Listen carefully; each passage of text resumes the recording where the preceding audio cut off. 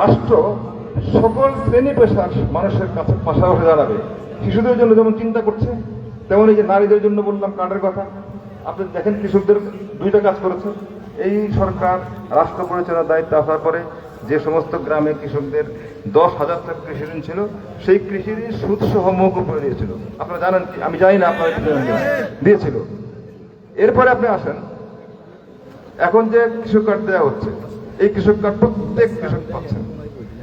যারা খেলাধুলা করছেন, যারা ন্যাশনালি ইন্টারন্যাশনালি যারা বাংলাদেশের পতাকা উড্ডীন করেছেন, যারা বাংলাদেশের সম্মান বয়ে নিয়েছেন, তাদের জন্য প্রত্যেককে স্পোর্টস কার্ড দেওয়া হচ্ছে।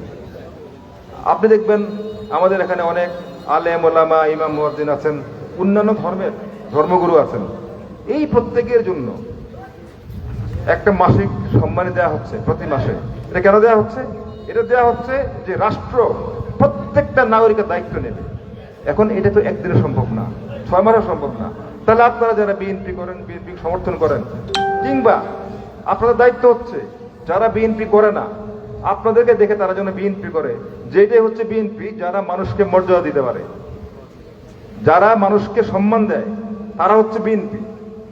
যারা প্রত্যেকটা মানুষের, আমাদের প্রধানমন্ত্রী তারেক রহমান যে কথাটা সবসময় বলেন যে এই বাংলাদেশে দল মত ধর্ম বর্ণ নির্বিশেষে মুসলমান হিন্দু বৌদ্ধ খ্রিস্টান আস্তিক নাস্তিক যা বলেন, সমস্ত বাংলাদেশের জন্য এই বাংলাদেশটা নিরাপদ থাকবে। আমরা কেউ আইন হাতে তুলে নেব না, আমরা কেউ কারো গায়ে হাত তুলব না।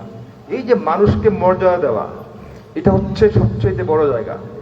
আমরা আরেকটা কথা রহমান বলেন যে সেটা হচ্ছে আমরা আসলে পারিবারিক মূল্যবোধ থেকে পেছনে চলে গেছি। আমরা এখন আর পারিবারিক মূল্যবোধে নাই। খেয়াল করে দেখবেন, এই যে আমি এখন যেখানে দাঁড়িয়ে আছি, এটার পাশে হচ্ছে গোয়ালঘর বাজার। এই বাজারও আমি অনেক সময় আড্ডা দিয়েছি। আমাদের যে বাড়ি ছিল, আমার মনে আছে, যদি আমরা সন্ধ্যার পরে বাজারে থাকলে অন্য বাড়ির মানুষ এসে বলতো যে এই বাড়ির ছেলেটা বাজারে আড্ডা দিচ্ছে, তাহলে আমার রেজাল্ট খারাপ, পরীক্ষা দিলে রেজাল্ট খারাপ হবে। আর এখন কি হয়? এখন তো সেই অন্য বাড়ির মানুষ এসে আমাকে নিষেধ করবে, আমার বাবা মাকে, আমার সন্তানের কথা বলবে। কি বলবে জানেন? আমরা সাধারণত বলি, আর আপনার কি, আমারটা যা হয় ওটা আমি দেখবো। কিন্তু আগেটা ছিল না তো। তাহলে আগেরটা ভালো ছিল নাকি এখন ভালো ছিল? তাহলে এই যে পারিবারিক মূল্যবোধ, যেটা ভালো, সেই জায়গায় আমাদেরকে ফিরতে হবে। আর ফিরতে গেলে আমরা যারা বড় হয়েছি, আমাদের কি এমন আচরণ করতে হবে যাতে করে পরিবারকে সময় দিতে হবে, পরিবারের সঙ্গে কথা বলতে হবে, আমাদের সন্তানদের সঙ্গে কথা বলতে হবে। আমরা যদি এই কাজগুলো না করি, এই কাজগুলো না করলে কিন্তু সমাজটা পরিবর্তন করতে পারবেন না।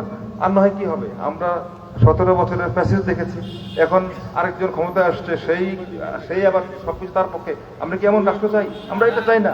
আমরা যে প্রত্যেকটা মানুষ সমাজে শান্তিতে থাকবে, প্রত্যেকটা মানুষ নিরাপদে থাকবে, এবং এই যে মানুষকে শান্তিতে থাকা, মানুষকে নিরাপদে রাখা, এটা বাংলাদেশে বিএনপির পক্ষে সম্ভব, আলহামদুলিল্লাহ।